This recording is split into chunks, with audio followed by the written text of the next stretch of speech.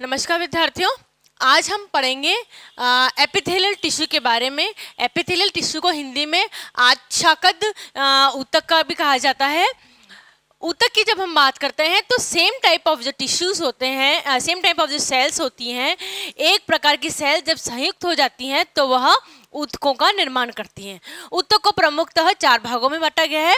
सर्वप्रथम हम epithelial tissue के बारे में पढ़ेंगे।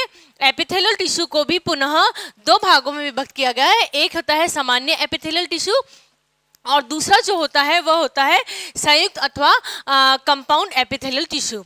जैसे कि नाम से ही इंडिकेट है, एपिथेलियल टिश्यूज जो होते हैं इनमें ये इनका मुख्य कार्य रक्षा करना होता है। ये लेयर फाउंड करते हैं, ऊतकों के अंगों की जो लेयर होती है उनको फाइंड आउट करते हैं या उनका निर्माण करने का कार्य करते हैं। सामान्य एपिथेलियल टिश्यू के बारे में बात करेंगे तो इसके अंदर सिर्फ और सिर्फ एक परत होती है।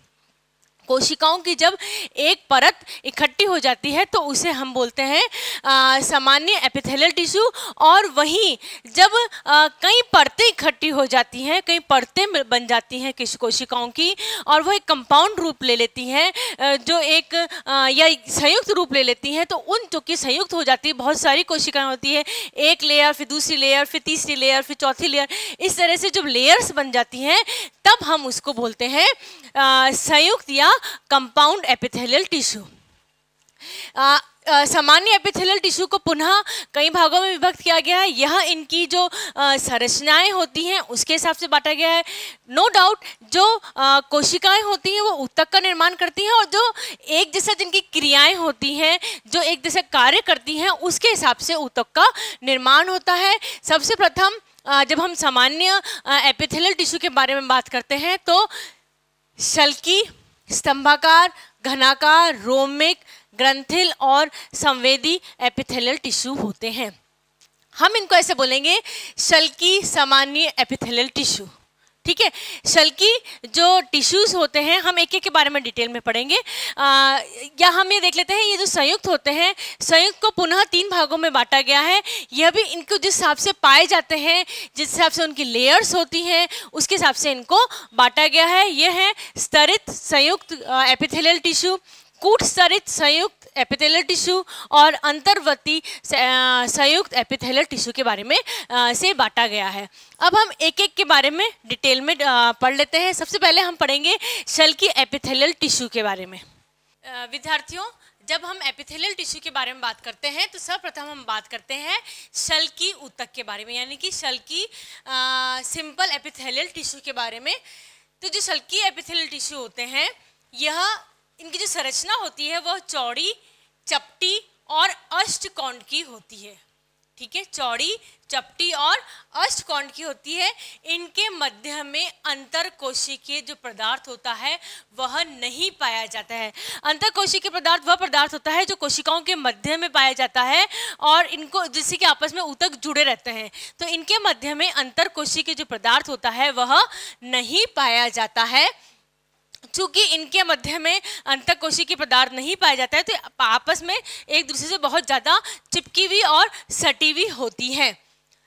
इसके लिए चूंकि वो आपस में बहुत चिपकी हुई और सटी हुई होंगी, इसलिए इसका मुख्य कार्य जो होता है वह शरीर की रक्षा करने का कार्य होता है, या शरीर के जो अंग होते हैं उनकी रक्षा करने का कार्य होता है। यह मुख्यतः रक्त एवं लसिका वाहिनियों की भित्तियों में, आउटर जो लेयर होती है उसमें पाई जाती है, फुफ्फुस के वायु कोश में पाई जाती है, चर्म व गाल के अंदर की जो झिल्लियां होती है उसके अंदर पाई जाती हैं।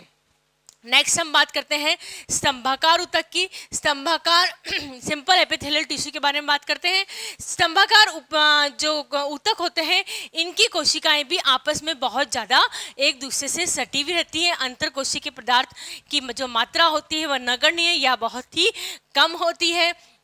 स्तंभाकार जैसे कि नाम से ही इंडिकेट है, इनमें जो लंबाई होगी स्तंभ के आकार की होगी, यानी कि जो लंबाई होगी वह ज़्यादा होगी और जो चौड़ाई होगी वह कम होती है। यह मुख्यतः आंत, आमाशय और पित्ताशय की भीतर की दीवारों में पाई जाती हैं। वापस रिपीट कर देते हैं हम। इनकी जो कोशिकाएं होती हैं आपस में अंतःकोशिकीय पदार्थ के कम होने के कारण से आपस में यह सटी हुई होती हैं, स्तंभाकार जैसे कि नाम होता है, लंबाई ज़्यादा होती है और चौड़ाई कम होती है। यह आंत, आमाशय और पित्ताशय की भीतर की दीवारों में पाई जाती हैं। नेक्स्ट हम बात करते हैं घनाकार ऊतक की। नाम से ही इंडिकेट है घनाकार यानी घन का आकार। तो यह घन के आकार की कोशिकाएं होती हैं। इसका जो मुख्य कार्य होता है, जिन जो ऊतक बनते हैं, कोशिकाओं से जो ऊतक बनते हैं, तो इन ऊतकों का जो मुख्य कार्य होता है वह उत्सर्जन और अवशोषण का कार्य होता है। किसी भी चीज़ का शरीर के अंदर उत्सर्जन और अवशोषण का जो कार्य होता है वह किसका होता है? घनाकार ऊतक का होता है। यह मुख्यतः कहाँ पाई जाती है? लार ग्रंथियों में और अग्नाशय की जो नलियाँ होती हैं इसके अंदर ये जो ऊतक होते हैं यह प्रमुखता से पाए जाते हैं। नेक्स्ट हम बात करते हैं रोमिक ऊतक की। रोमिक से तात्पर्य होता है रोम का होना। यह घनाकार भी हो सकती है और यह स्तंभाकार भी हो सकती है, किसी भी आकार की हो सकती है। रोमिक ऊतक जो होते हैं वह घनाकार भी हो सकते हैं और स्तंभाकार भी हो सकते हैं, परंतु जो इसका जो ओपन हिस्सा होता है, जो स्वतंत्र सिरा होता है ऊतक का, उसके ऊपर महीन धागे के समान संरचनाएं दिखाई देती हैं। महीन धागे के समान जो संरचनाएं होती हैं इन्हें क्या बोलते हैं? रोम बोला जाता है। बिल्कुल बाल के आकार की छोटी छोटी संरचनाएं दिखाई देती हैं। तो चूंकि इनके स्वतंत्र सिरे पर रोम अवेलेबल होता है इसलिए इन्हें रोमिक ऊतक कहा जाता है।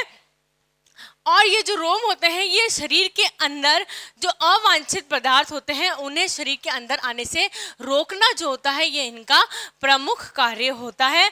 श्वास नली, अंडवाहिनी, मूत्रवाहिनी और मुख गुहिका के अंदर विशेष तरह से ये वाले ऊतक पाए जाते हैं। रोमिक ऊतक कहा जाता है इनको, जो कि जिनके की स्वतंत्र सिरे के ऊपर रोम होते हैं, बिल्कुल महीन आकार के धागे के समान रोम होते हैं और ये घनाकार भी हो सकती हैं और स्तंभाकार भी हो सकती हैं।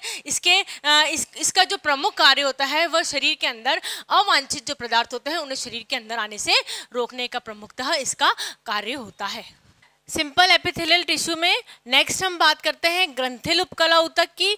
ग्रंथिल उपकला ऊतक जो होते हैं यह स्तंभाकार भी हो सकते हैं और यह घनाकार भी, किसी भी आकार के हो सकते हैं, परंतु इसमें जो अलग होता है वह यह होता है कि इसके अंदर एक तरह का स्राव निकलता है, सीक्रेशंस होते हैं जो कि शरीर के जो विशिष्ट अंगों होते हैं वहाँ तक इनका पहुँचता है। जैसे कि पाचन प्रणाली होती है हमारे शरीर की, उसके अंदर विशिष्ट स्रावों की जरूरत होती है। यह विशिष्ट स्राव ग्रंथिल उपकला से ही निकलते हैं और इसलिए ग्रंथियों, जितनी भी शरीर की जो ग्रंथियाँ होती हैं वहाँ पाई जाती हैं, जैसे कि लार ग्रंथियाँ, पाचन प्रणाली की जितनी भी ग्रंथियाँ होती हैं इसके अंदर यह पाई जाती है। क्यों पाई जाती है? क्योंकि इससे विशिष्ट प्रकार के सीक्रेशंस होते हैं।